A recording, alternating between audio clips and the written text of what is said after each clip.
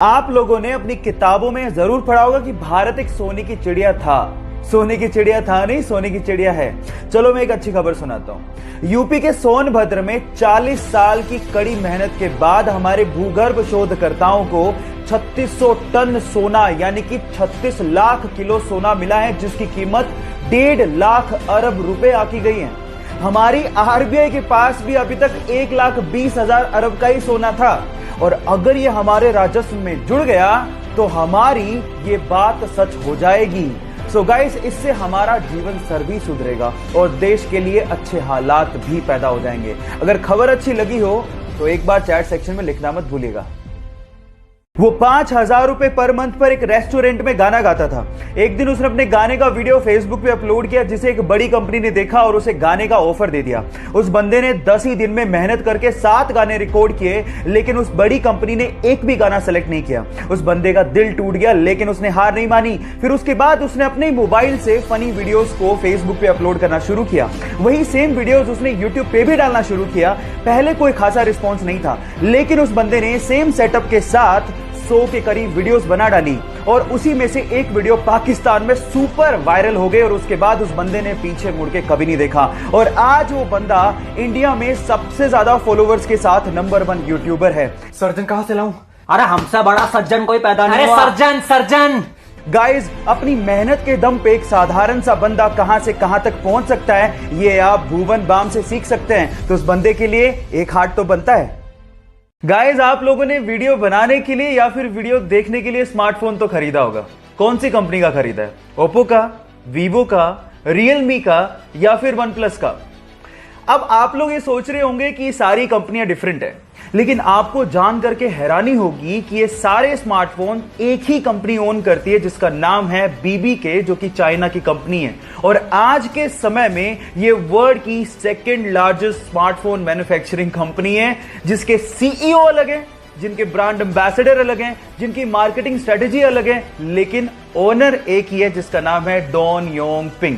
है ना कमाल की बात? और मजे की बात यह है कि उसने सैमसंग और एप्पल जैसे ब्रांड्स की बैंड बजा दी है, और आज के टाइम $14 बिलियन का मार्केट कैप्चर करके बैठी है। बात अजीब है लेकिन सच है। जब 13 अप्रैल 1919 को जलियांवाला बाग में जनरल डायर ने सैकड़ों निहत्तों पर गोलियां चलवा दी, तो इस बाग से 40 किलोमीटर दूर एक गांव से 11 साल का बच्चा जलियांवाला बाग की तरफ पैदल निकल पड़ा, और बाग में खून से सनी हुई मिट्टी को अपने हाथ में लेकर अंग्रेजों से आजादी के सपने देखने लगा। ये मिट्टी लेकर जब वो घर पहुंचा तो उसने पिताजी को कहा कि पिताजी आप कहां जा रहे हैं? तो पिताजी ने जवाब दिया कि मैं आम की गुठलियां बोऊंगा, जिससे पेड़ लगेगा और बहुत सारे आम मिलेंगे। तो जानते हो उस बच्चे ने क्या कहा? उस 11 साल के बच्चे ने कहा कि मैं भी इस खेत में बंदूक बोना चाहता हूं, जिससे मुझे बहुत सारी बंदूकें मिलें और मैं अपने देश को आजादी दिला सकूं। इस क्रांतिकारी विचार को रखने वाले का नाम है शहीद भगत सिंह, जो हमारे लिए, इस देश के लिए हंसते हंसते ये कहकर फांसी पर चढ़ गए, सरफरोशी की तमन्ना अब हमारे दिल में है, देखना है जोर कितना बाजुए कातिल में है, बाजुए कातिल में है। जब वो 25 साल की थी तो उनकी मदर की डेथ हो गई। तब वो एक बुक लिख रही थी। अफसोस की बात यह थी कि उन्होंने अपनी मदर को बताया भी नहीं था कि वो एक बुक लिख रही है। उसके जस्ट थोड़ी दिन बाद उनकी शादी हो गई, एक बच्ची हुई। लेकिन यहां से लाइफ में प्रॉब्लम्स और बढ़ गई। 13 महीने हुए थे कि उनका डिवोर्स हो गया। फिर अपनी बच्ची को लेके वो ब्रिटेन शिफ्ट हुई। हालात इतने खराब थे कि उनके पास रहने को घर नहीं था। कैफे में अपनी बच्ची को गोद में रख के उन्होंने बुक लिखना जारी रखा, छोड़ा नहीं। जैसे तैसे करके उन्होंने अपनी बुक कंप्लीट की, लेकिन जैसे ही उन्होंने कम से कम 12 पब्लिशर्स को यह बुक भेजी, उन 12 पब्लिशर्स ने ये कह के इस बुक को पब्लिश करने से मना कर दिया कि यह बुक बच्चों को समझ में नहीं आएगी। लेकिन वो कहते हैं ना, लक फेवर्स द ब्रेव, कुछ ऐसा ही हुआ। एक पब्लिशर ने फाइनली उनकी बुक को पब्लिश करने के लिए हां भर दी, क्योंकि उस पब्लिशर की 8 साल की छोटी सी बच्ची को वो बुक बहुत अच्छी लगी थी। बस फिर क्या था, पूरे वर्ल्ड में 450 मिलियन कॉपीज बिकी उस बुक की। दुनिया के 4 अरबपतियों की 4 मोस्ट पावरफुल हैबिट्स में से आखिरी हैबिट मैंने ली है इंडिया के रिचेस्ट पर्सन मुकेश अंबानी जी से। सपने बड़े देखो, काम ज्यादा करो लेकिन बातें कम करो। इस चीज को मुकेश अंबानी जी हमेशा फॉलो करते रहे। धीरूभाई अंबानी जी के जाने के बाद लोगों को लगने लगा था कि मुकेश अंबानी बिजनेस को इतना आगे नहीं बढ़ा पाएंगे, लेकिन अपने काम से मुकेश अंबानी जी ने उन सबको गलत साबित कर दिया। हमेशा सबसे बड़ा सोचा और उसे पूरा भी किया। रिलायंस पेट्रोलियम और जियो कम्युनिकेशन उसके एग्जाम्पल्स हैं, लेकिन कभी भी वो शोषा नहीं करते और ना ही लाइमलाइट में आने की कोशिश करते हैं। So do more, talk less. अब अगर आपने बाकी बची हुई हैबिट्स नहीं देखी हैं तो प्रोफाइल को विजिट करना मत भूलिएगा। मिलते हैं अगले वीडियोस में। ये बात उस समय की है जब छत्रपति शिवाजी ने मुगलों की नाक में दम कर रखा था। उन्होंने मुगलों के वर्चस्व और उनके साम्राज्य को कम कर दिया था। इसी बात से परेशान होकर मुगल सम्राट आदिल शाह ने अपने सिपहसालार अफजल खान को शिवाजी को मारने का आदेश दिया, लेकिन अफजल खान ये बात जानता था कि शिवाजी को सीधे नहीं मारा जा सकता। इसलिए उसने एक संधि पत्र लिखा और कहा कि हम आपसे अकेले में मिलना चाहते हैं, आपसे संधि करना चाहते हैं और बिना शस्त्र के मिलेंगे।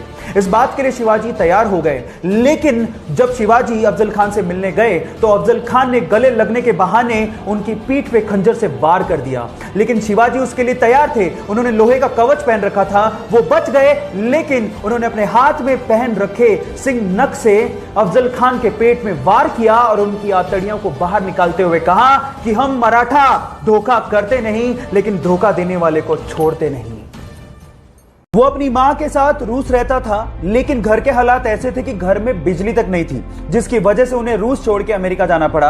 अपनी गरीबी को दूर करने के लिए उसकी मां लोगों के घरों में काम करती थी और वो एक दुकान में काम करता था। इसी बीच वो पुरानी किताबों को खरीद कर पढ़ा करता था और उसने अपने दम पर याहू जैसी कंपनी में नौकरी हासिल की। नौकरी करते हुए उसे एक मैसेंजर ऐप बनाने का आइडिया आया, जिसकी वजह से उसने याहू जैसी कंपनी में नौकरी छोड़ दी और 2 साल की कड़ी मेहनत के बाद उसने दुनिया का सबसे ज्यादा यूज किया जाने वाला मैसेंजर ऐप बना डाला, जिसे आज हम व्हाट्सएप के नाम से जानते हैं। जहां एक दिन फेसबुक ने उसे नौकरी देने से मना कर दिया था, आज उसी फेसबुक ने $19 बिलियन में व्हाट्सएप को खरीदा और उस बंदे को अपना पार्टनर बनाया।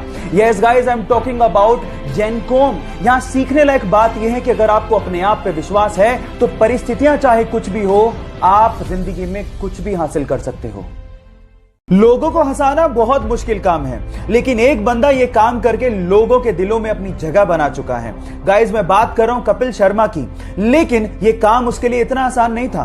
बचपन में ही उसने कैंसर की वजह से अपने पिताजी को खो दिया था। घर का सारा पैसा पिताजी के इलाज में लग चुका था।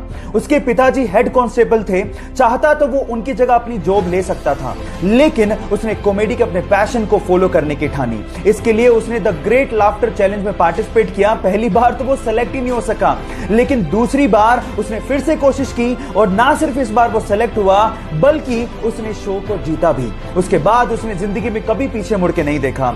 K9 नाम से प्रोडक्शन हाउस खोला और उसमें अपने नाम का एक शो शुरू किया और आज वो show the Kapil Sharma show के नाम से लोगों के दिलों में अपनी जगह बना चुका है। तो इस कॉमेडी के किंग के लिए एक लाइक तो बनता है।